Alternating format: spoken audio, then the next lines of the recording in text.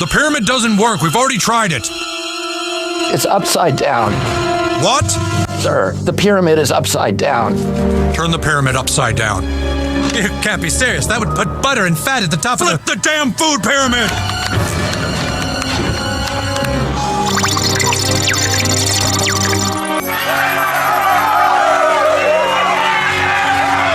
Get the president on the phone.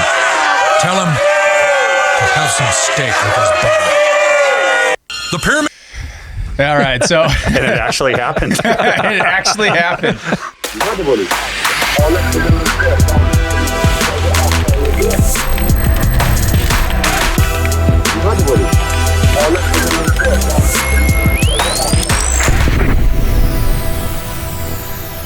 I really like unorthodox thinkers. I like people who are bringing together ideas. In lots of areas, you have folks that are talking about, everything from, mental health to politics to culture and science and all these places. And today we have a guest that has been doing this on the politics and culture of diet and the environment, and his book, Sacred Cow. It's been out for about a year now, right? Little over 2020. 2020. It dropped June of COVID, which murdered the release. Yeah. But I read it, really dug it, and it is a really interesting combination of these. We have Robb Wolf on the program with us today.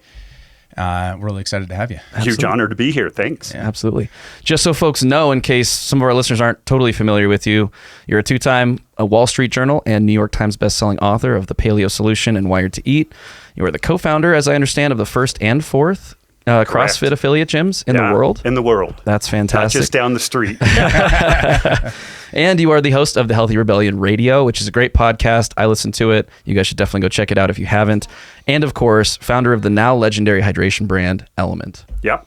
Thanks for being here, Rob. Huge honor to be here. Yeah. Thank you for I don't bringing get to us do live stuff very often. We usually live in the back country. So, yeah. That's right. You moved to the mountains of Montana. How long ago now? So we hit Kalispell 6 years ago, 5.5, 6 years ago, 3 years there, and then we're coming up on 3 years here because awesome. we moved the HQ for Element to Bozeman. What was why'd you do that?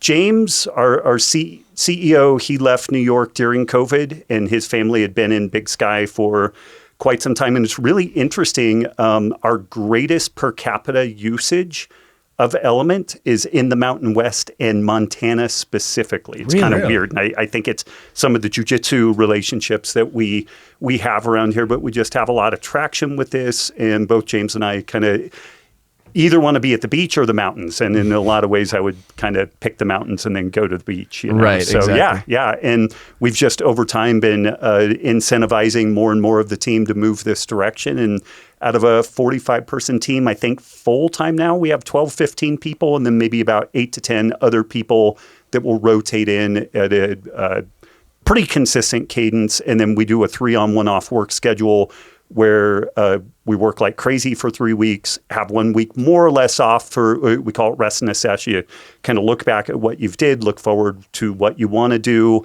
The second week of each month, usually the whole team comes to Bozeman and we get together. So that's awesome. I really like that culture. Three weeks on, 1 week off. That's really cool. Well, you can't sprint and marathon both. You could sprint a marathon. You can do it in sprint intervals. And early on, we had some people that got really cooked.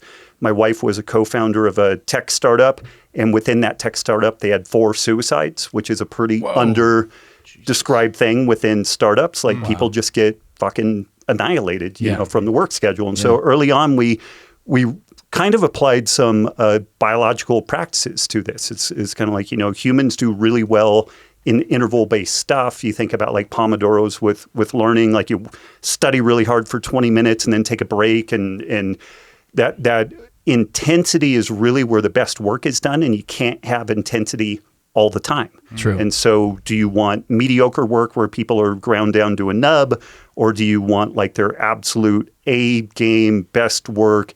If you want that, then you've got to give them some time. Like the greater the highs, the greater the lows you've got to plug into that. And so, knock on wood, that's worked for us so far. Not every business can do that. A restaurant, I don't know how you do that, but there's a lot of stuff. I don't know how you you do that. But yeah, that's been some of the, I think some of the secret sauce with the success that we've had. So we have a small team relative to the volume of stuff that we do, but we get a lot out of those folks. But I think that we're not like totally murdering them along the way. That's really cool. Super important. Yeah, well, and I like about that because it's very integrative to your philosophy, as I understand it, that a lot of modern society isn't really compatible with our genetics. Yeah. And if we can program it that way, we find better integration with, our health, with our well-being, and then you're putting that into your business. Yeah. Which the business itself is about selling healthy drinks. And we had this kind of wacky idea that like we maybe should have a healthy team if we're promoting health. That is such a novel thought. That's great. That's really true. That's really true. Well, and speaking of, genetics, what's healthy and what's good for people, how are you feeling about this new food pyramid that was just introduced? It's really, honestly, pretty cool. A friend of mine, Nina Teicholz, has been pushing to get some revamping of the food pyramid for 12 years, 15 years, and God bless her for doing it. I tend to just kind of try to end run around things. Like I don't go to the establishment. Being early in CrossFit and paleo and all that stuff, I just noticed that there's lots of options for changing the things that need changing, but not going to the gatekeepers and trying to do that. Nina, by contrast, has just been hammer and tongs on this stuff for ages. And lo and behold, like we actually got a real shift on this stuff. What's fascinating will be, what does this really mean in practice? Like, right. Is the 40 years of indoctrination within nutritional science and dietitians, is that going to change anything? Like, or are they like, now that this is the rule of the land, historically they've said, well, these are the guidelines, so we have to follow them. Right. I really get this sense a lot of them are kind of like, no, we're not going to do that. We're going to keep doing what we were doing previously. But it at least it is a change. Like that's a pretty big deal that just at a governmental level that we haven't. I mean, there's no way you can look at that thing and not have a win. Like there's actual food at the base. The preponderance of this thing, you could run it through a nutrition analyzer. You compare a very grain heavy 2,000 calorie diet with this, protein, fruits, veggies, is kind of the root. And you run them side by side in a nutrition analyzer and you get more vitamins, minerals, antioxidants with this new version than you did with the old version. And then if you look at satiety indexes, this is a more satiating diet. You're less likely to overeat eating this way than you would with the other one. So if we can enact this, it should get some momentum going in a favorable direction. At least it'll give some cover maybe to some of those dietitians or folks in the nutrition space who have been thinking this way, but would have to be too unorthodox for their institution or whatever it might be. It could give them a little bit of cover fire. Right? Gives them a 5-year window to try to get some shit done. Right. I predict that it's going to break down on ideological lines. You're going to have kind of liberal doctors being like, no, that's the new propaganda coming from the administration. It's big dairy. Eat more bread. Like that, And then you're going to have folks who are going to, what this is really beneficial to is it puts that institutional support behind the idea. Yeah. And that's got to be a huge win in terms of the institutions are ultimately where we fall back on when we aren't doing the education ourselves, right? The people who have been on this so far, like my story, and I've heard your story, and so many others, has been I had a health problem, and then I had to go out and I had to go look at heterodox at the time, and for me it was like 2012, 2013, to find answers about why I was feeling bad and why I couldn't get the health goals I was going for. And now it's going to be, well, the first thing you see, hopefully, if you're a kid coming up today or you're getting to that age where all of a sudden you can't eat anything, it doesn't affect you anymore, that early 20s kind of time frame, this is going to be maybe the first thing you see. And that could lead a margin of people leading in a better direction. Yeah. What a fascinating opportunity is, I've argued for ages that we should have 5 different American medical associations. And although I hate insurance, and insurance is supposed to be for a rainy day, not for like trying to make every single thing that you consume within medicine and healthcare free. Like it should be a cash and carry thing for 99% of stuff. You get hit by a bus, get cancer, then you've got a catastrophic plan to deal with that. But I would love for there to be 5 different American medical associations, 5 different dietary interventions, and compete those things against each other. Let's see which one wins. And instead of one monolithic entity, that this is the rule of the land. And maybe it's right, but if it's not, then literally the whole system is is wrong and broken. And not to drive this off into the political realm too quickly, but oddly enough, Bill Clinton did a fascinating thing with his welfare reform ages ago, where he kicked it all back to the states, and he had the states for a 4-year period basically implement what their view of welfare was.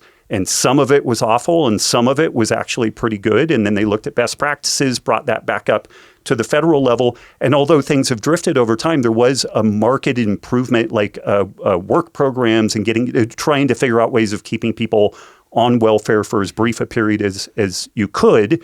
A safety net, but not something that encumbers them for multiple generations. And I think whenever you can get a multi-pronged experiment going on, running in parallel, we can figure out a lot more truth. And maybe some things work for some populations better than others. But if you only have one go at it, you will never know that. Mm-hmm. So I think there's a lot of interesting opportunities that will emerge. Yeah. Just got to make sure welfare isn't Minnesota. Or no, right.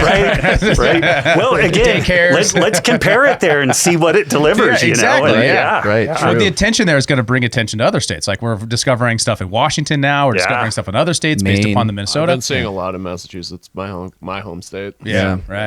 So you have all of those, and then you have the same lack of accountability in diet, as long as like the American Medical Association, as a government-sponsored monopoly, is hidden to the general public. People don't know that during the progressive era, they were like, wow, there's all this snake oil medicine, so we're going to implement one organization to be the standard for all health, call it the American Medical Association. A trade union was given monopoly rights, and that's how one of the reasons why we wound up in the situation we're in, where there's only one set of guidance for these things, and so people think, well, it's the objectively right one. And that's that hubris, that faith that we can just get to the truth if we just put enough experts in charge. Right. Which was totally exposed during COVID, right? During COVID, we had all the experts say the same thing. Well, I mean, don't wear a mask. Well, do wear a mask. It depends on which day we're talking. The only way you can get coverage from the virus was if you got the vaccine. It's not if you got infected. All those kind of changes were demonstrative of the scientific process as we learned more, or based upon the politics, because once you monopolize something, it becomes a political organization. Once you put the government ahead of it and say the government's going to tell you what's the right thing in health, then they're going to make that decision based upon political interests. And that's always the thing about the old school food pyramid that always drove me crazy, was the degree to which, and I'm not sure, I haven't done the full research on this, but to what degree it was influenced by the grain lobby and influenced by agricultural subsidies and the heartland area that we were growing a lot of grains. We touched on this a bit in Sacred Cow, and Nixon is an interesting character because he took us off the gold standard. And he also, when he was facing re-election, he needed a large conservative base to cater to, and he reinstated a ton of subsidies for basically farm subsidies that had been sunset after World War II, and he kind of spun those things back up. They were on the books. And not long after that, we started experiencing these huge gluts of food. Like they were literally just like throwing away cheese and milk and grains and whatnot because we had this massive glut of food. This is where some of the government food programs came from, but it also was the beginning of what we would call the junk food industry, because you had this government subsidized inputs of raw materials that were incredibly inexpensive, market indifferent. It's kind of like this stuff's just so cheap that we have to figure out interesting things to do with it. And so that it's kind of interesting. Like usually it's hard either because I'm crazy or whatever, but to tie in like the decoupling of our fiat currency system with the healthcare system and how that was the beginning of a lot of really bad stuff. But if you don't understand, maybe that's right, maybe it's wrong, but if it's correct and literally nobody knows about it, then all the things we're doing to try to address it are just pissing into the wind because you're not dealing with the root cause stuff. Absolutely. And it's so funny that you bring up that connection, because I feel like everything that's wrong in the United States can be traced back to our decoupling from sound money. Yeah. And I was like, but what's the connection with the food system? And there it is. It was all under Nixon. Yeah. Wow. And it was literally the same year in 1971. So, and this is where you go back and you start looking at when did like earnings per hour start degrading? 1971. When did people start getting fatter and sicker? When did autism and all this stuff start exploding? It was right around these times that the major inflection points in health, economics, and whatnot all occurred at the same time. It's crazy. There's a great website called WTFhappened1971.com. It is such a great website because you see this. Yeah, you're what you're saying. Hourly compensation, net productivity separates in this major way. 1971. You look at real GDP per capita. You have income gains and by percentile. I didn't even know this income growth. This site existed. Yeah. Awesome. Oh yeah. This Monetary is the kind of nerd stuff. that David is. I just look at graphs a lot. This makes me feel slightly less crazy. Yeah. Oh yeah. And it's like there's a website that backs all of my insanity. So, yeah. Yeah, the Gini. So this is measuring income inequality. Oh, yeah. Look at that, right? It's actually going down prior to that. Because we should have had deflationary pressures, it makes Moore's law, all that stuff makes things cheaper and better. And if you have a sound currency, that's okay. If you have a fiat currency based off of debt, then that's a death spiral, which is. Yeah, and a lot of it's that low interest rates, interest rates that are below market percent. It incentivizes debt and not saving and short-term consumption. And just imagine when you're thinking about, I just need to get calories in. Calories in is all that matters. Right now is all that matters. We're going to solve the problem right now. And the problem right now is we have too much agricultural products. So we need to rework the food pyramid and pressure people to have more grains for the benefit of the agricultural lobby. That short-term thinking is the part of the problem. And it's difficult to know how deep that interest for short-term thinking goes to the point where, in 1971, I'm sure people on welfare probably had problems, but it probably wasn't obesity. Diabetes and obesity is one of the biggest problems amongst the poorest people in the country. Right.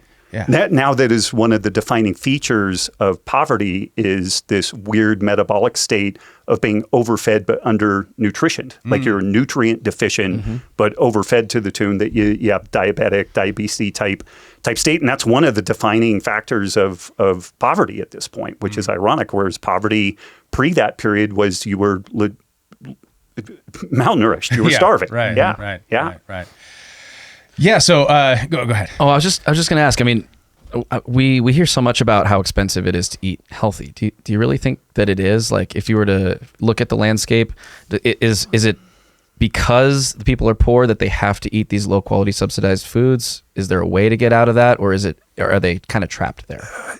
It's complex. And Joel Salatin is the person that put this on my radar the first time.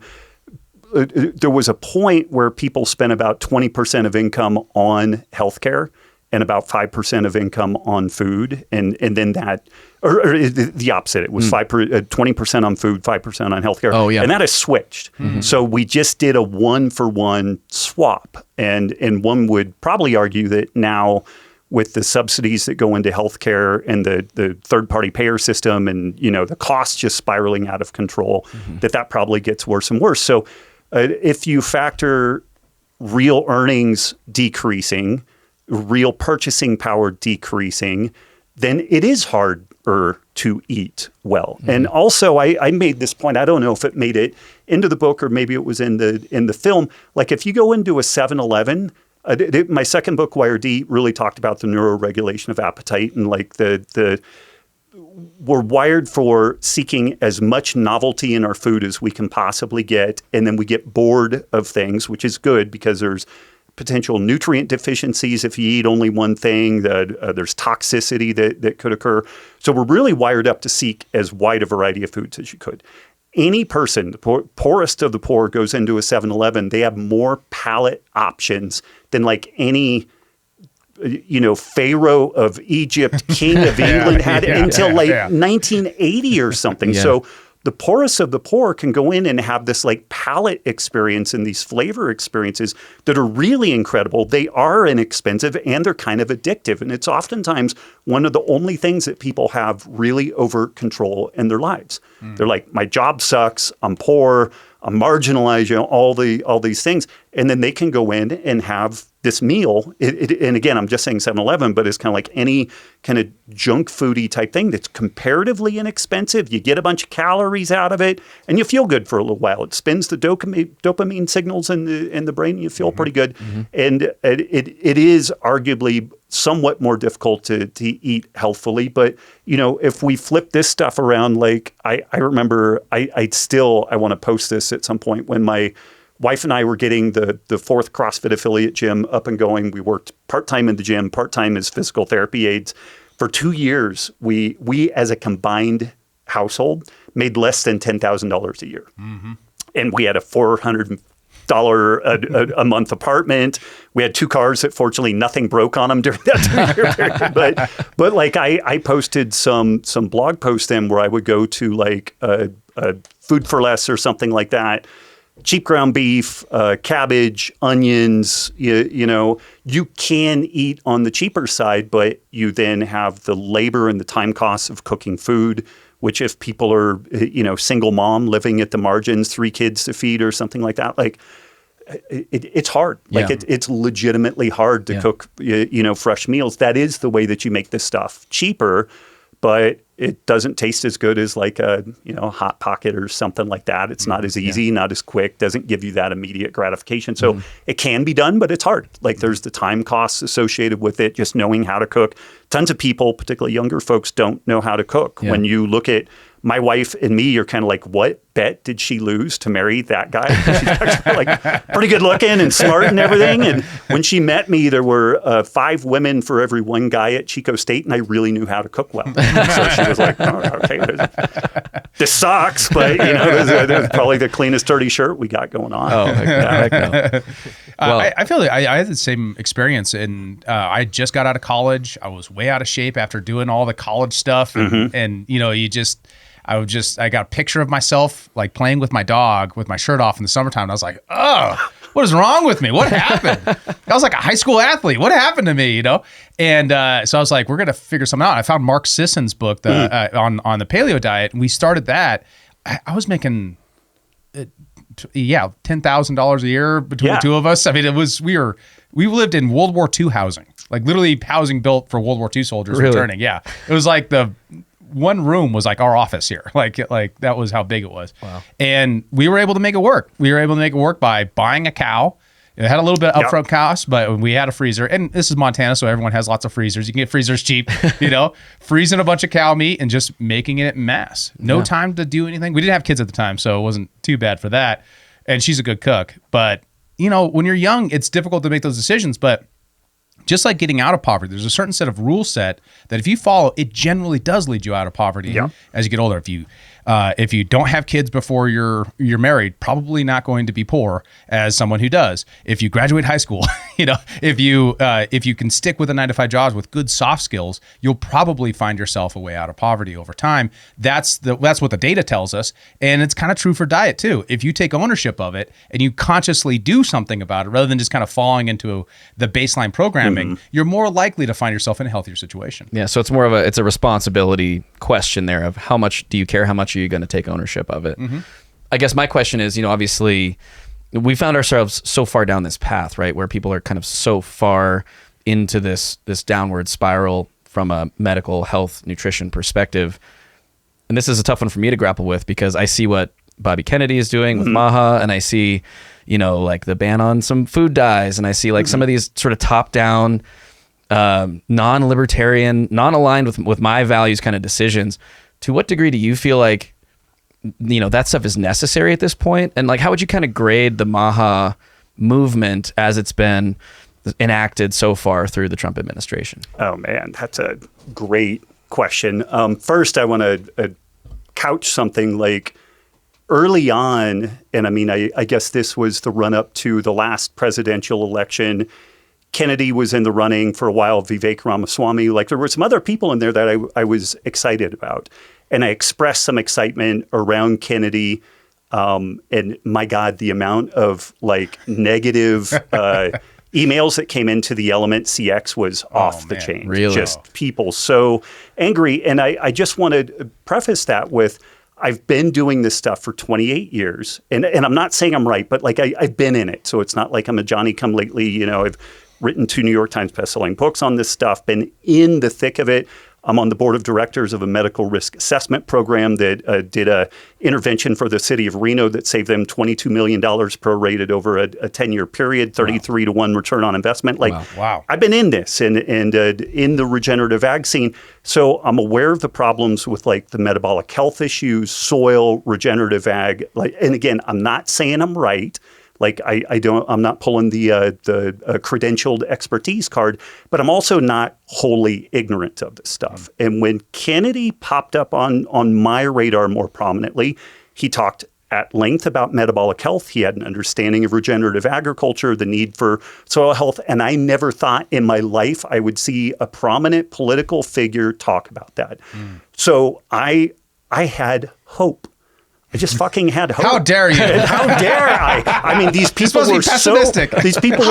mad at me and it's usually because of Kennedy's stance on vaccines. Like that's usually the delineator. And I would try to have some interaction with these folks where it's like, hey, can we compartmentalize that? If you don't like that or that's something we need to fight over, cool, but can we compartmentalize that away from a bunch of this other stuff? And it's been really difficult. So like I had really high hopes for where this was all going to go.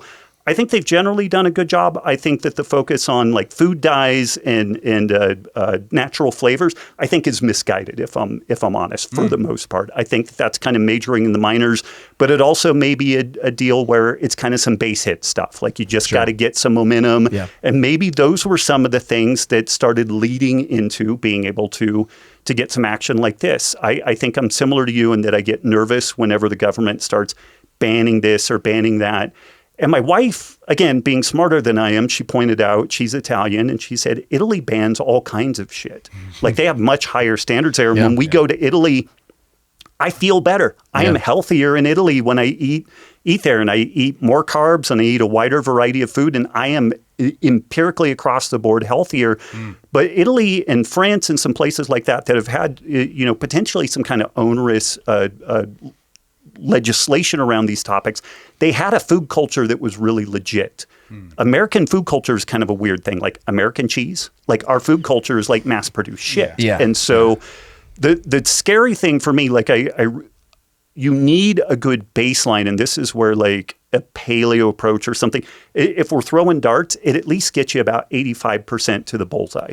Like a basic Italian approach to eating, the emphasis on quality and time spent with family and all these types of things, that's 85% to the bullseye. The scary thing, I think in part, is that when you start legislating things like maybe butter and meat go away, like they were really pushing for that. I know you have another clip that, from the World Health Organization where they were recommending that you don't eat more than like a 35 gram, which is about this big around piece of red meat a week, and Diana Rogers in her book analyzed that. And when you implement the Eat, Land, Set World Health Organization recommendations, you are guaranteed to be nutrient deficient, to overeat, because if you don't get the protein leverage hypothesis, if you don't get enough protein, you tend to just keep eating food until you get enough protein. And this is where folks have a tendency to overeat due to nutrient deficiency. So I think Kennedy has a good understanding of most everything within that. I think it is, I think we discover that it's harder to turn the ship on this stuff than what anybody would think. I think that my expectations were so high that if I'm really objective, they've actually done great work. It's really easy to criticize them. And I've just been reflecting on this the last couple of days. They've actually done a lot of really good work. I don't agree with all of it, but he's also a guy that I forget what the topic was. He had kind of thrown something out about some topic. A bunch of people gave him information. He's like, okay, I'll change my mind on this. And I was like, oh my God, a political figure that changes their mind based off of data, and so, it really is literally unheard of. And I would just challenge people, look up the previous 4 or 5 secretaries of Health and Human Services, look at them, and then look at what they did.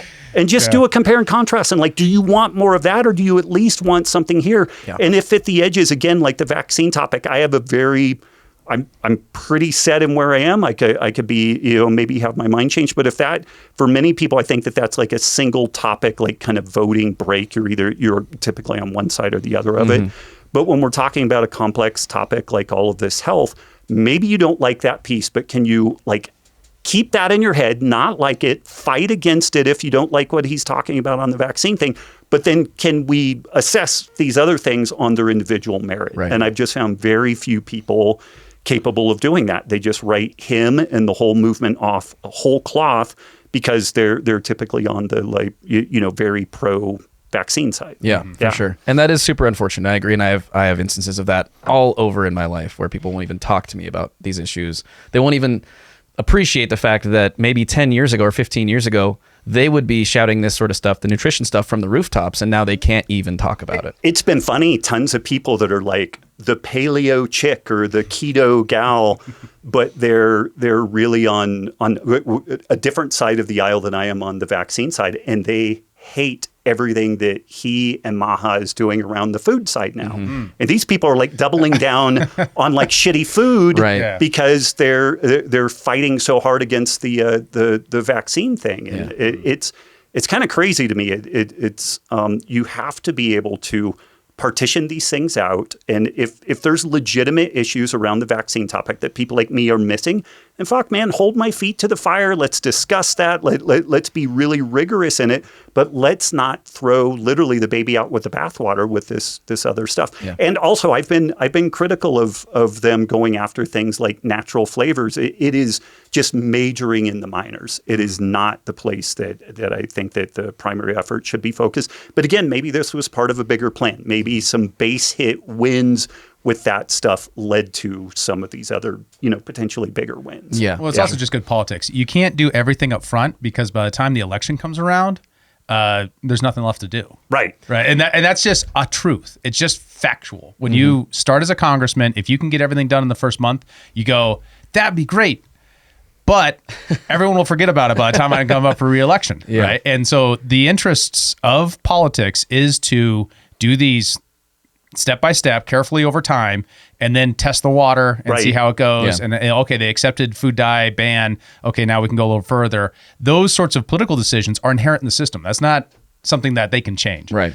Secondly, that you mentioned that there's like a religion around this, right? And that's something that we talk about on our podcast all the time, that it's kind of cults all the way down. Like things are culture, and cult is the same word, right? And what we're talking about is our belief systems around these things can be that way. And it can be that way, especially about politics, right? Because it's the way we wield power. And so the fact that vaccine reform and diet is paired together in this way is a feature of politics that you have to learn how to navigate, to coalition build, to get the wins that you want. Right. If you want any wins at all. Yeah. In the case of those folks, is they got to now work with the vaccine skeptics in order to get something that they do want in. And it just takes that maturity to learn, like, okay, I'm not going to like everything, but am I going to get a net good? Yeah. And accepting that and being willing to praise when you like it and criticize when you don't like it. That requires a political maturity a lot lot of people who are caught in the cult can't deal with. Right. Because they're too much bought into a singular worldview. It makes me think of, and I'm going to mention Trump. Oh my God, I'm going to say something nominally favorable about the guy. So, oh my God. Watch out. But when he was... How dare you? Thank you. When he was being kind of interviewed about Kennedy and like, what do you think about him? He's like, well, I think he's spot on with all this health stuff. I'm not going to let him go after oil because Kennedy was probably going to kind of reef down on like oil exploration. I don't agree with a huge swath of his kind of environmental thinking. I would love to sit down with the dude for like an hour and run a whiteboard with him and just be like, what do you think of this? And I think I might be able to change his mind, but Trump was pragmatic in that he's like, I really like what he's talking about on this health thing. And I think he's also good enough at reading the room that there was a big group of folks that were on board with that. So why not bring that coalition in? And he said, but we're not going to let Bobby go after that what do you call it, that liquid gold. Liquid gold. Yeah. And that seems pretty pragmatic. And all I would throw out there is like, do you really want to be less pragmatic than Donald Trump? Like, is he capable as this kind of maniac that I really, I wish that 90% of what he said and didn't see the light of day. I think all of the world would be a better place. And there are a ton of people that are less pragmatic than he is. Yeah. And it it's makes me think of when Kennedy came out with the Tylenol during pregnancy, and then there are these videos of all these pregnant women just like downing Tylenol. And for whatever, if it's right or wrong, why risk it? Yeah, why?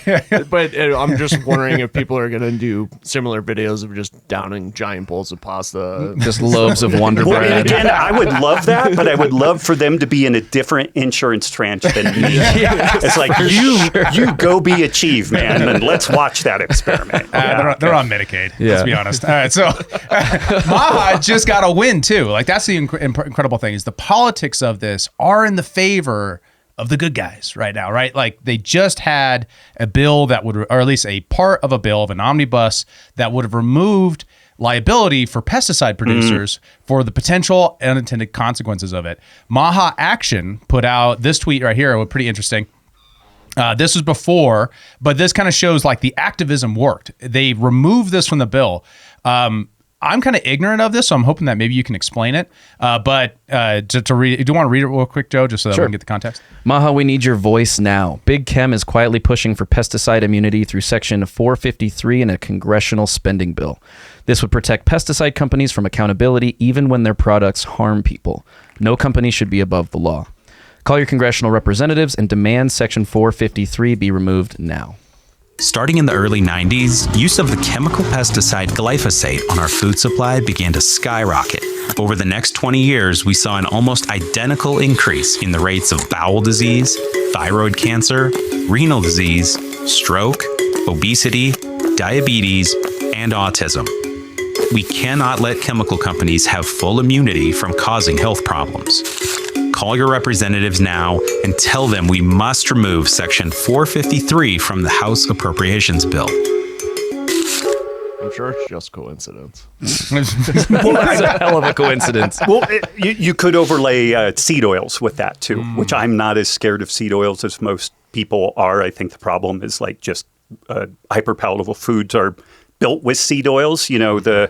I've had these discussions with folks online. You take a Costco muffin, which is like 1,400 calories for a hockey puck size thing, and it's delicious. There's no way you're only going to eat like part of it. I'm like, are you really telling me that if we remove the canola oil and use tallow or butter, that this thing is going to become health food? And they're like, yes. You're nuts, So you could overlay that. There's a lot, correlation doesn't mean causation, and that's cool, but there should be some accountability on that stuff. And we again, your mention of COVID and vaccines and everything in medicine, everything in life, Thomas Sowell, compared to what? Is it safe? Safe compared to what? At what cost? What cost? Roundup is kind of amazing. Like it does some magical stuff. My father-in-law practically uses this stuff as like dental wash, and his yard looks amazing. Mine looks like a jungle. But at what cost? Yes. Right. And there was a long period of time where producing enough food for the planet was the challenge. We landfill 50% of the food that's produced at this point now, mainly in the developed countries. But there's literally starvation, hunger is mainly a political issue these days. Like if somebody isn't getting enough food, a country isn't getting enough food, it's usually a top-down kind of political issue, not a lack of the amount of food.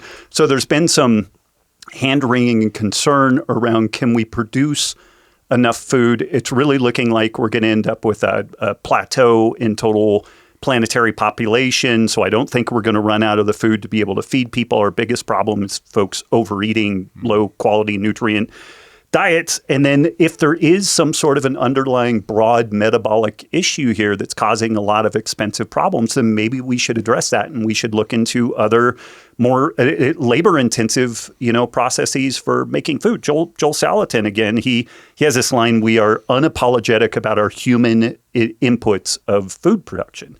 And even his like low skilled workers get paid really well because they're out picking weeds and it sucks. But like, you either do that or you do the glyphosate thing. Right. Like there's kind of, and I think that leaning into the regenerative agriculture angle and making it more decentralized and regional could really improve a lot of things. And maybe this major health factor here. And if we can't just ask the question, is there a risk-reward story that we're not comfortable with here? That's suspicious. Like any time that you could just give somebody complete political immunity and liability immunity, like the vaccine manufacturers and whatnot, it's kind of like, what's going on there? Like if it's that valuable, they shouldn't. If it's that valuable and that safe, then it should stand up to scrutiny that we there shouldn't be a problem here. Well, it's really our avenue. Like lawsuits are really our avenue to have an adversarial system to discover the truth. That's what they are, right? When you look at the ability to confront an accuser of actual injury that you can measure and then have to present to a neutral third party, hopefully, a case about why this was caused, that is what a lawsuit is. Right. And so removing liability just removes your ability to have that discussion after the fact. And then for a long time, because of capture of corporate interests, a lot of these things were just never really discussed or really put out in front of people to have the debate about, because it was just assumed that, well, I mean, it's signed off by the FDA, so therefore it must be safe. And there might not be other side effects, although we couldn't really measure everything. Right. So the degree to which we actually put the stamp of approval on up front is actually one of the major problems here. And it isn't even that, we need to take off the stamp of approval. It's just that, we need to encourage people. And I think the reversing the diet pyramid is part of the solution of saying, well, hey, glyphosate might be a problem, but should you really be having that many carbs anyways in the first place? What's the 80-20 principle there, as you're mentioning? Are we really hitting the board right? And there's an opportunity to say, well, we're going to keep the liability, right, in case there's a problem, and then we're going to encourage people to eat a healthy diet on top of that. Yeah. That seems like a total win from MAHA's point of view and should be celebrated. Yeah, it's sort of it's a more of a philosophical question as opposed to maybe an exact ingredient question. And I think that's, as I understand it, and correct me if I'm wrong, sort of your position around seed oils, which I know are kind of a huge topic of conversation right now. Avocado oil and other non-seed oils, tallow, are becoming super popular. But I heard you answer a question of a listener on one of your podcasts, saying basically if your diet isn't 80% processed, wheat and things with canola oil or whatever in them, that's the bigger problem than whether or not there's seed oils in a thing that you eat, right? That's really my position. I've seen some folks that I like in say like paleo, keto, carnivore scene. They'll go out and order a steak, and then they'll like bring the chef out, and they're like, "What oils to use on the grill?" And they're like, "Canola oil," and they're like filleting this person there, and I'm like, that is so not the point. Yeah. Like, are you eating that Costco muffin? Are you eating the Dorito? No. Well, then 95% of those problematic foods and the likelihood of overeating something has gone away. And worrying about the canola oil on the griddle versus coconut oil versus tallow, I think is majoring in the minors, and it terrorizes people. It makes them focus on the tiny minutia instead of like the big picture. Did you lift weights this week? Did you go for a walk? Did you have a meaningful, like that's why jiu-jitsu is great. Did you get a hug that made you pass out? Did you see people? Did your microbiome get exposed to different stuff? Like, did you get sun on your skin? Like those are all so much more important if you are already generally eating pretty well. And I think it's that majoring in the minors that it makes people neurotic and crazy, and then they just peel out because they're like, well, fuck it, I can't do any of this stuff. Right. And it makes it unsustainable. Yeah. No, I think that's really true. It's a holistic perspective as opposed to getting super narrowly focused on one pet issue and then changing your whole life around that and not going out to eat or whatever it is because you're afraid of canola oil. Yeah. I get that. And I guess to major in the majors, since some of these things are sort of smaller points in your worldview, like what is the biggest thing that you think people or maybe that MAHA could do in the coming year to sort of push people more in the direction of thinking about the right things as opposed to focusing on the minutia? Oh man, that's a great question. I mean, sleep, good food, community, basic movement, sun on your skin, like if that can, just a very basic kind of ancestral health lens, like you should be outside more. It's hard to do. Like I I have as cush a life as you could get. And it's hard for me sometimes to just get outside, because I'm doing a podcast, I do work, I'm running the kids around and stuff. But just being aware of that and trying to make some movement in that direction. Making people aware, why do we shift this food pyramid around? Again, this protein leverage hypothesis idea. Generally, when people eat a little more protein, they tend to eat fewer calories overall. It's just a general trend. And so you have a tendency to not overeat. Although epidemiological in nature, there's a really fascinating study that came out of Scandinavia that looked at all-cause mortality and relative amounts of sun exposure. And the group of, and it was in women, and the group of women that got more sun exposure had lower all-cause mortality on par with the difference between a pack-a-day smoking habit and not. So the people who got the least amount of sun were as unhealthy and died at a rate of people who had a pack-a-day smoking habit versus the gals who got more sun. And this isn't saying that you need to go out and become a leather handbag and the super dark tan. It's just getting some sun outside. And it's a profound effect. Those are just kind of like take it to the bank things. A little bit of strength training, a little bit of cardio. Those things are easy. It has a cost associated with it, whether you join a gym or but you can work out at home, calisthenics. Push-ups are free. Push-ups and squats are free. Burpees are free, you can do a lot, because people always get wrapped around the axle of low income or marginalized groups. It is hard. It's fucking hard. So let's empower them. Yeah. Let's tell them there's a million YouTube channels. And it's in Spanish and Italian and this and that, every language that you need. There's stuff there. There are people that will talk to you about, hey, you should go out and get some sun on your skin and have some community. I think if we had a broad, simple public health message, but other exercise folks usually sign off on. Even the sunlight thing, though, it's like most doctors, particularly dermatologists, are like, you should never have sun on your skin ever. How crazy is that? And it is insanity, and just walk around with an umbrella. Jeez. Just dip yourself in a vat of sunscreen, a bunch of cool chemicals in there. Yeah. And so some of these things, it's interesting. Some of the biggest movers, I guess the exercise is probably signed off on, community is signed off on, but like what I would call my approach to eating is like, it's too much fat, it's too much protein, it's unsustainable, it's all this stuff. And then this sleep, circadian biology, photo period thing, if you don't get out in the sun, if you don't have good circadian biology, then you don't sleep. Right. You don't sleep well. And the sleep hygiene is this huge thing that massively impacts health. And with short slept or poor slept, you are insulin resistant on par with a type 2 diabetic, and then your executive functioning is decreased. You tend to make worse decisions. Is this terrible downward spiral? I forget the entity, but it's recognized that shift work is understood to be a carcinogen because of the way it alters our metabolism. So I think that those are some big picture educational things that could really empower folks. It's like, and they don't have to pick a horse, in the race.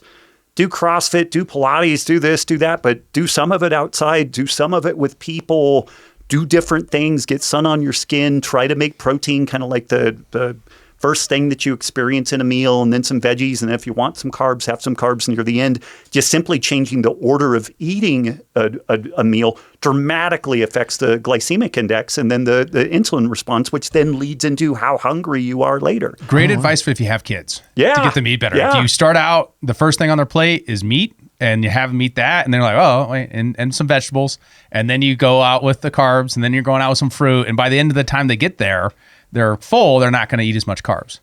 I've done that since the very beginning with my kids, and it's so helpful. I think I got that advice from you or somebody else. I call it the speed bump method. Yeah. You're just putting, so if you think about like click funnels for trying to sell things, every time there's another interface, another click, you tend to cut participation in half. Mm-hmm. You can flip that on its head with behavior change.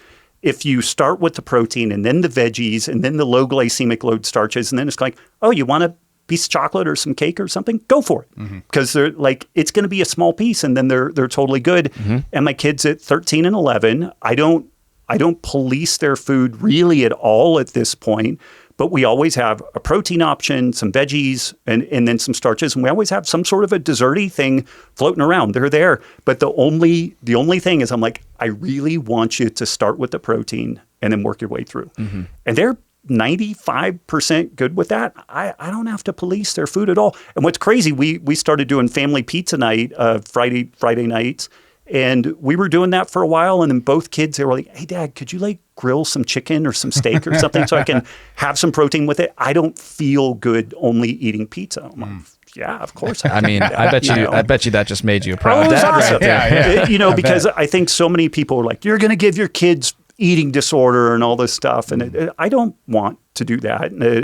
That is a real thing. There's the like Catholic schoolgirl thing where it's kind of like they get free and then they go crazy. Yeah. I didn't want that either. And so I've just tried to talk to them and educate them about this stuff and let them empirically experience this. And I tell them all the time, you're going to be able to make the decisions 100% on your own. My hope is that you're able to learn from this stuff. Like both your grandparents died at 70 from horrible metabolic issues. Don't want that for you. Yeah. You know, and I think it's worked pretty well. Yeah. That's great. And I think that these are relatively easy things that people can enact, and then they can empirically just like, yeah, I do feel better. I don't get that afternoon energy slump. I'm not hangry and starving because I had a meal of only oatmeal or like cereal or something, and I'm starving 2 hours later. Right. Yeah. Yeah. Well, that actually segues really well into a question we got from a member of our Discord community. Zernitic asked, what are your thoughts on the nutrition level in raw vegetables today? I've heard mention that it's down compared to previous decades, but haven't looked into the detail. Yeah. And this sort of relates to soil health in a way, right? Yeah. It's interesting, like some of the methods a couple of things. The soil tends to get degraded over time.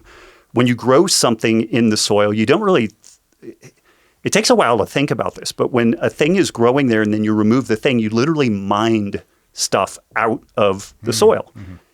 And if you don't replenish it, then it's gone or you're depleting it. And this is where rotational grazing, rotational planting is something that was developed within all kinds of different agricultural regions around the world, because they would notice that an area would be productive and then it would fail. And then people notice, if I put manure in it, and, different things. So you have like nitrogen, then you have the minerals and whatnot. What's fascinating is the use of regenerative agriculture, and you can't do it everywhere all the time, but where you can interface like a grassland with the agricultural products that you are producing. Grassroots go feet, meters below the ground, and there's a symbiotic interface between bacteria and fungi in the soil, where the plant will feed them a little bit of glucose, and then those organisms mine minerals out of the soil. And so if you can let an area go fallow for a period of time, have animals on it, grow that perennial grass, and then go back in and farm it and rotate through that, it's a way that you can continue to reestablish soil nutrient health. It's a lot of work. It's not it's not as immediately productive and economically viable as just like extracting every last little erg out of the thing. But at some point that cropland fails and we damage the soil.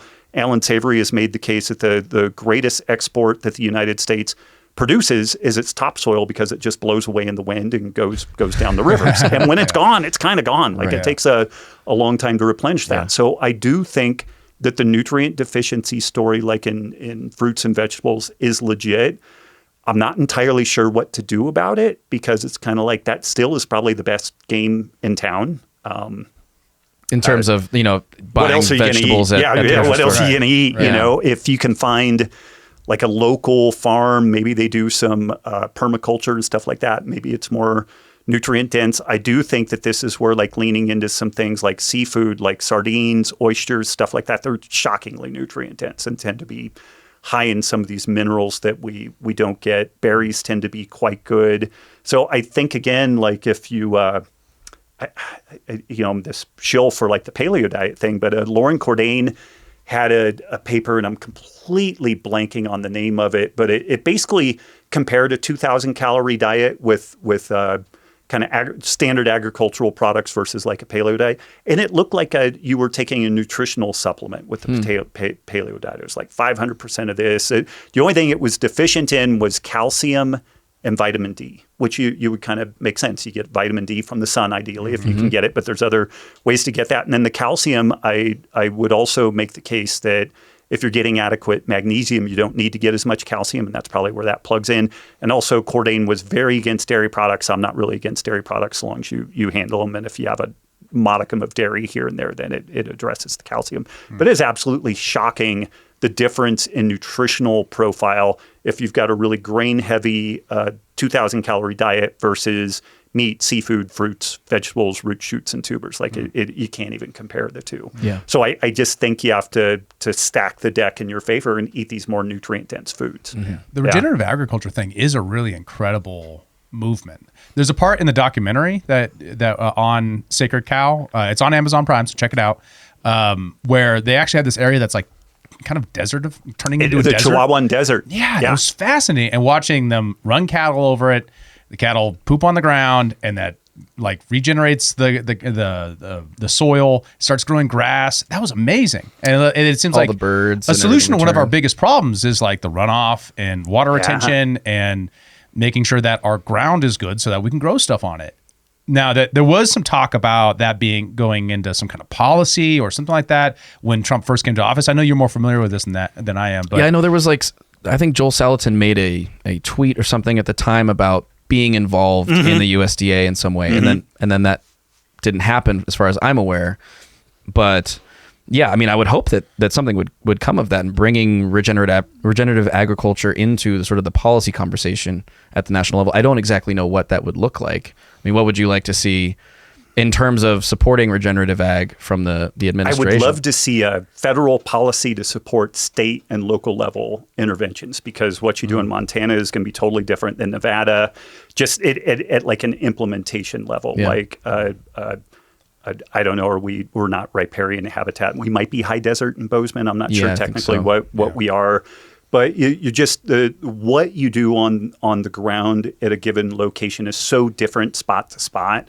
I would be really careful about any type of broad mandates from the top. I would really support people at the local level to get in and develop that stuff. But there's a 1940s, 1930s movie called The Sea of Grass, Ocean of Grass. And it's talking about the former grassland that extended from Las Vegas all the way up to Salt Lake City. Like it used to be like chest-high grass. Wow. And it's a desert now. Yeah. And it's sage and a lot of these plants like that, acacia in Texas. These are indicative of grassland that got overgrazed and then it got damaged. And this is kind of like the succession that occurs. And this is one of these things that's really hard for folks to figure out, is that you can overgraze an area, you can undergraze an area. And grasslands co-evolved with, herbivorous animals over millions of years, and they both need these things. They need fire occasionally for some of them. And it is interesting. Bison tend to do a really good job in a lot of these areas. Bison are very difficult to manage relative to cows. We have friends in the Polson area that run bison, the roam-free bison ranch, and they want to kill you, And you can't just use bison for all this stuff, even though they used to be kind of like the climax species in a lot of these areas. Cattle can be used, but the overfeeding or overgrazing, undergrazing thing is interesting. If you just let cattle do what they want to do, they'll go eat specifically the things they want, and then they'll circle back around. So if you think about like 20 head of cattle in like a 200-acre pasture, they will eat the things that they like, and then they will leave. And then as that stuff starts growing again, they'll eat that again. And that's where they will destroy perennial grasses. When you mob graze, you use either predator interaction, like the pressure of like wolves and coyotes to keep animals bunched together, and they eat everything because they stay together in a pack, and they pee and they poo, and then they leave and they don't come back for some period of time. You can replicate that with portable electric fencing, and this is where folks at Alan Savory, lots of other folks, go into an area that's desertified. They apply these animals to the area, remove them, And then as things start coming back, they reintroduce them at a later cadence. And I guess the best explanation that I have for it, or analogy, is grazing is like exercise for grassland. You want the right dose. You don't want too little. You don't want too much. The kind of vegan, vegetarian oriented environmental groups don't want any grazing to occur at all. And their thought is to return it to natural landscape, which natural landscape is involved grazing animals. And part of this is because they're vegan and vegetarian. They don't want animals being eaten at all. But ironically, it's just as injurious to the land as overgrazing. It's like both of them will absolutely crush a given landscape. That's fascinating. And I know that, on this topic, they're like one of the main objections that I hear from, sort of the environmental side, or maybe the vegan vegetarian side, is that, okay, maybe regenerative agriculture could help the environmental impact of the concentrated feeding operations, but there's not enough land out there for there to be enough cattle grazed to feed everyone that we have to feed in the world. Like, is that something that you've heard? How would you address? And we definitely dug into that in Sacred Cow. Depending on the location, so like Joel Salatin is in this great area of Virginia where they will get a winter, but it's not like a super hard freeze. It's not like here. They'll get some snow, but arguably they're kind of growing grass year round, and it's very moist. It's very lush. But the way he runs his cattle, he gets 5 times more cow days per year than his neighbors. And it's kind of funny because he's been surrounded by people for 60 years, and they still don't do the shit that he does. He's way more successful than they are. But because of the location he's in, he's able to produce 5 times more food on a given patch of dirt than the conventional approaches. Someplace like here where it's drier, it might be 50% more, it might be 25% more. You can produce a remarkable amount of food on marginal land if it's well managed. And there's just huge tracts of land that we just don't use. So the we don't have enough land thing is kind of like, I don't even know. One, it's really not true. And then the other side of it is like, well, let's just produce as much food as we can while renutrifying the soil and improving the water capture. So like all these water tables that are depleting, it will improve that because instead of the water just running off, it actually soaks into the ground. So if we really lean into that, I don't know how much total food we can produce, but you can produce a lot of food. And then we need to figure out what else we do. And there's an interesting paper about the least harm principle that was produced out of University of Oregon ages ago. And it actually broke down how many critters are killed like in conventional grain, legume, based production versus like basically cows. It's so funny because it's literally like paleo. It's like cows, potatoes, sweet potatoes, fruits, vegetables, and it ends up being a tiny fraction the number of animals killed. Because if you go like mammal for mammal, a cow and a mouse are different sizes, but they're similar complexity, and so you end up killing far fewer animals with this regenerative kind of intervention. So even at the least harm level, you end up winning there. Like if you really buy into the reducing suffering and all that type of stuff. Yeah, for sure. And you get healthier people. Food, and you get healthier people and healthier planet. They kind of count too, stuff. right? Yeah. Additionally, this is something that we discover. It's a man of system error, right?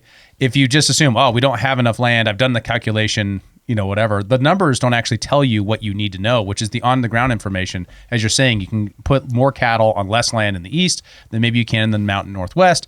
These things are solved on the ground through discovery. What we need is a sufficient amount of education about the advantages, and then we can go out and discover how much we can produce on the ground. And that because it's something that you operate on the margin to, like, I can do this much more on this property if I implement it based upon the localized information. That is a great point. And the reason why we don't have more discovery locally is because it's almost impossible to process your meat locally. It's devilishly hard to do it. The USDA, FDA have a choke point on processing. And Thomas Massey had the Prime Act, which was basically making a case for like local butcher shops and even restaurants are fully capable of processing animals, and oftentimes do, but then you're very, very limited in where that food can go. And when you overlay like the possibility of like some blockchain and stuff like that, this is always couched in like safety, food safety and all that.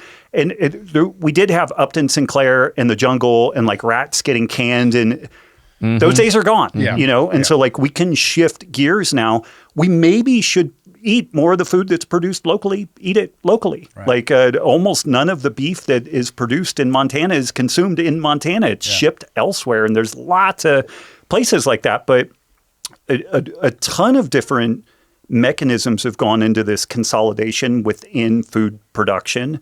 And so you don't have that local level discovery of like, well, what does work? Maybe we should do sheep and cows here. Maybe we do actually do bison in this area. Like bison are great for very hilly areas, which is why our friends out in Polson, cows don't do great on that because they won't go up hills. Whereas like bison love being on mountainous hilly areas because they can see predators coming in and they are indifferent as to what they eat. They eat everything, particularly if you are pestering them a little bit. And so they'll get out on motorcycles. It's crazy. Like the bison will ram Polaris and side-by-sides and stuff like that. But a dude on a dirt bike, they're like terrified of them. It's weird. I'm like, yeah, it's crazy. I wouldn't want to do that. But they'll move them around, and get some of that predator-prey interaction, and they're able to take what is otherwise regarded as very marginal land and get great utility out of it. And so this is stuff that normally it's like, that's not usable for beef. And it's like, well, maybe it's usable for bison, and maybe it would be usable. Then you can like hybridize beef and bison, so you get some of the characteristics of both, or they're not quite as murderous and stuff like that. So there's just so many untapped solutions out there on this food production side, but a lot of it's difficult to access because of the really tight margins in food production and because of the tendency to aggregate it up to larger and larger levels. Yeah, right. And a lot of that is because of the local and state rules, right? Yeah. It wasn't until just a couple of years ago that Montana had any amount of food freedom. We couldn't sell raw milk here. We couldn't do a lot of stuff. A bill passed that gave us some more freedom for your local grocer, your local butcher to actually service their customers fully. But they still have to deal with federal regulations, which are one of the reasons why we have such a consolidated meatpacking market. Yeah. And of course, when the solution come from DC a couple years ago was, well, we'll just have government meatpacking market organizations or subsidize the government, the existing ones. Just imagine the post office, but with beef instead of packages. Right. Rather than letting off the gas of the safetyism and the progressivism that says, oh, we got to control everything and everything to be safe. That's the problem now. So now we got to go the other direction.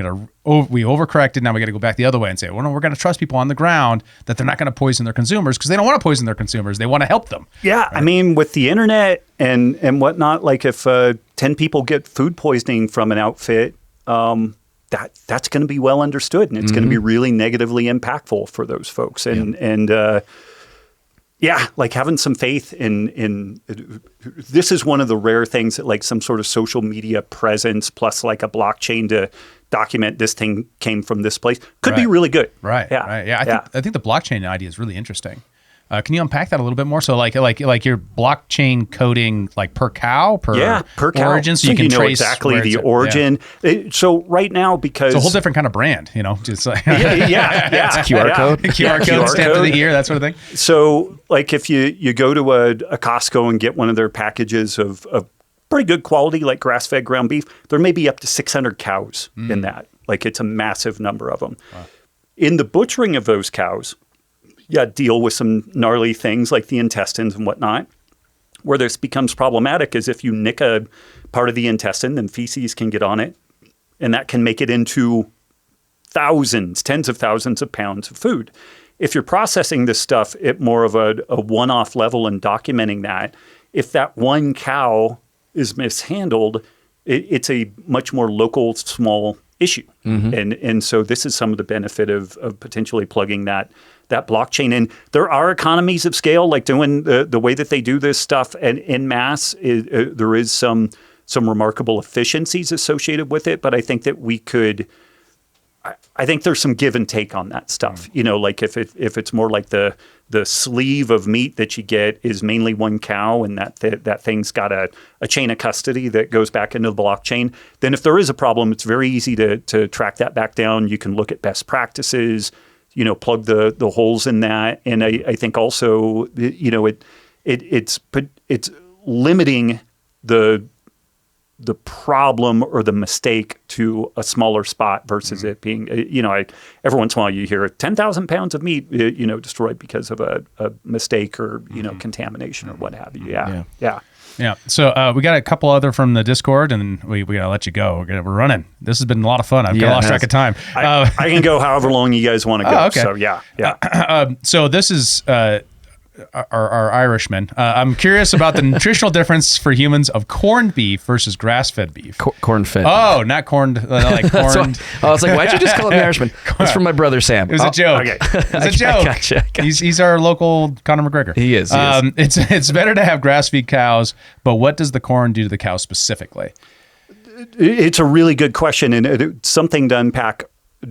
North of that is that even your standard conventional cattle that end up in a CAFO lot, 70% of their life is spent on grass. They just get finished on grains and whatnot. And then even mixed within that, a ton of what's not considered grass finished is like putting cows into there was a wheat field that was harvested, and they eat crop residue, which is great because they take all that cellulosic material and that we cannot break down that would either oxidize or you know, compost of its own accord. You can either make food with it or not. So there's lots of great efficiencies with that. What you generally see, you know, with legit corn-fed beef is that it tends to be higher in fat broadly, higher in saturated fats, more specifically, lower in omega-3s, maybe a little lower in some nutrients.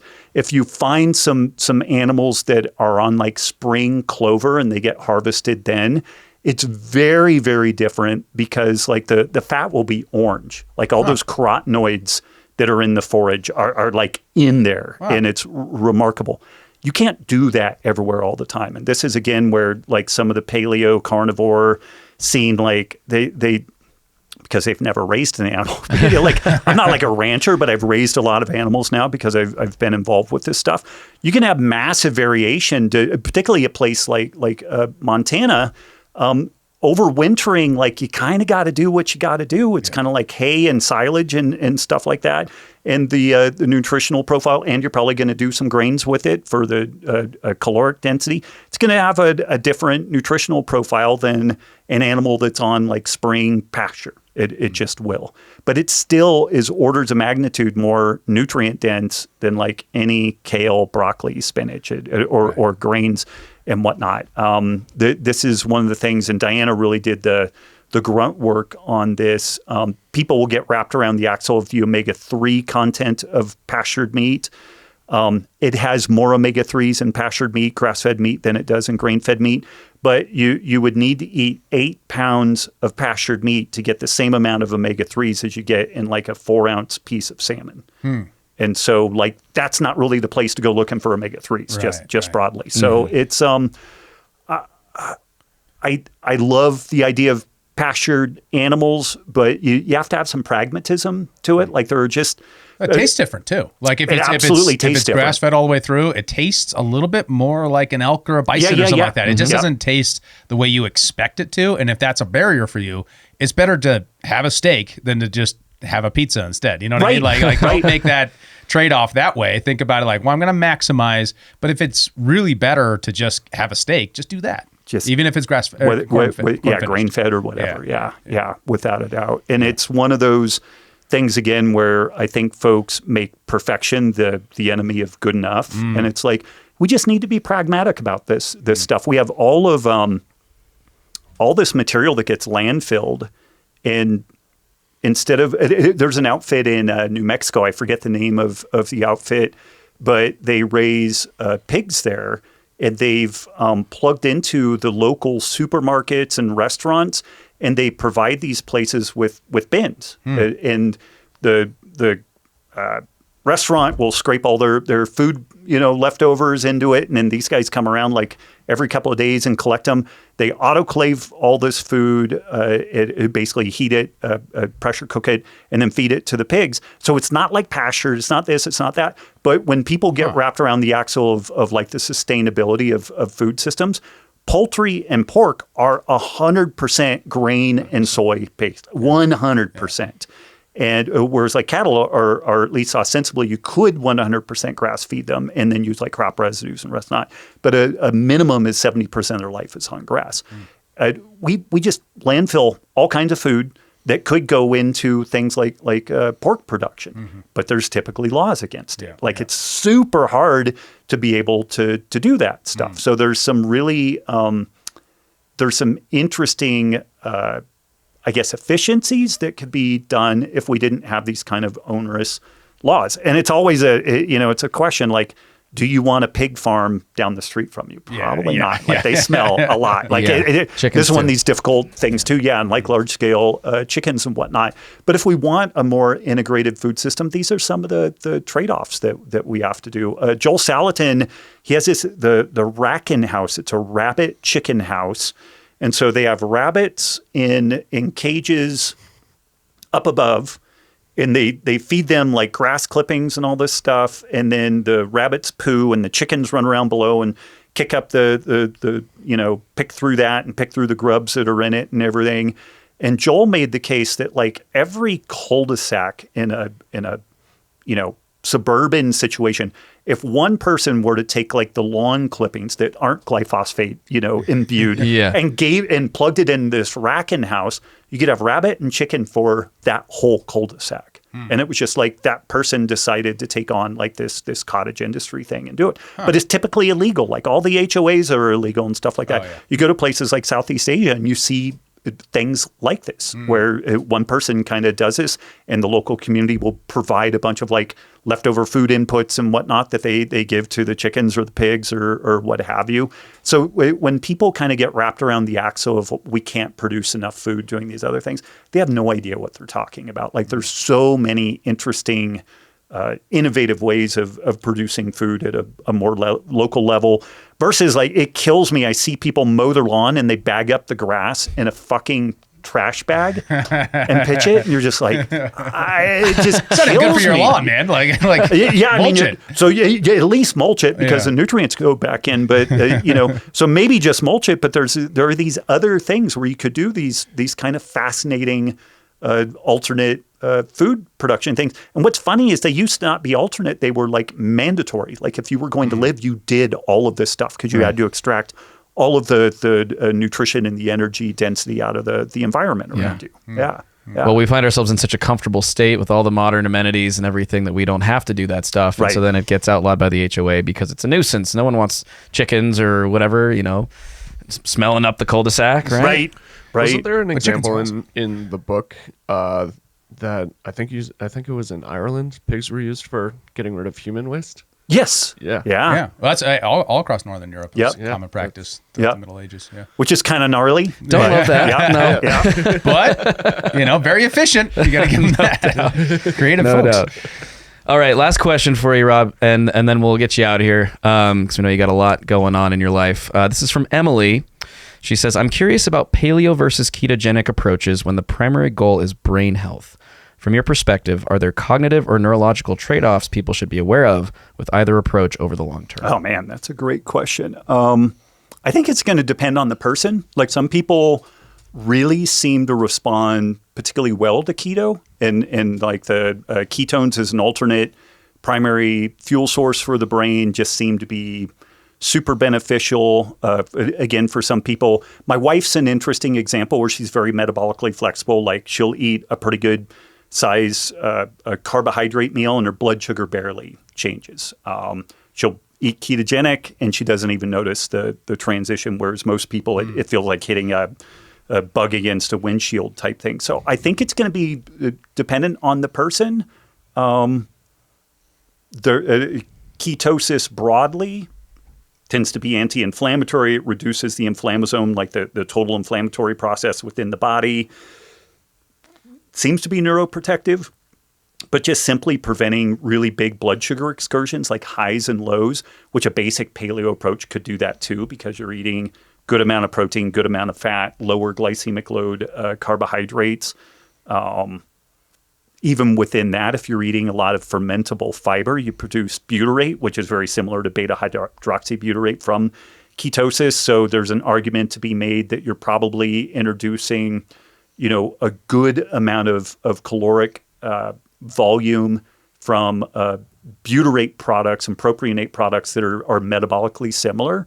But I think it just depends on the person to some degree. I think like that basic paleo template just is a little, I think a little easier to do. The broader the approach, the easier I think it generally is. Although the case to be made, if it's too broad, then you get yourself in trouble. And so like you may need some specific lane lines. I've historically felt better on keto than even paleo, even though I was kind of like the paleo guy. But it's funny, after I had a really terrible 7 years of gut issues. I had a giardia, a roundworm, and candida overgrowth that was killing me. And we figured this out about a year ago. I went through treatment for it. And fascinatingly, now I do better with probably about 100 grams of carbs a day versus like that 30 or 40 grams that I was at for ages. I seem to do better with some fermentable fiber. I do a little bit of beans. I do a little bit of cold rice and stuff like that. Again, 100 grams of carbs a day is not a lot. Oftentimes people are doing 100 grams of carbs in a meal. So I'm still